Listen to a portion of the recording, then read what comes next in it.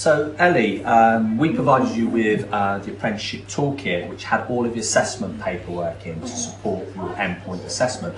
Can you talk me through the different components of the endpoint assessment and how you found them? Yeah, so obviously today I had my observation, so I had one of my assessor come in to watch me on reception, doing my duties, my day-to-day work, which was a little bit overwhelming, but when you forget that she's there, it's okay.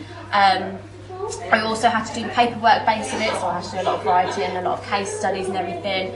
But once you've got started on that, you get going into it really. So that wasn't too bad either. And then I had my final endpoint discussion, which I'd made notes for previously with my tutor Helen. So that was just really reading off and having a conversation, a bit more about what I do, a bit more in depth. So yeah, that was all good fun as well. Excellent. Is there any part of it that you enjoyed the least? I wouldn't say I enjoyed any of it the least, no. Every different aspect of it had a new challenge, had something else that I could really throw myself into. So I wouldn't say I disliked any of it. Good.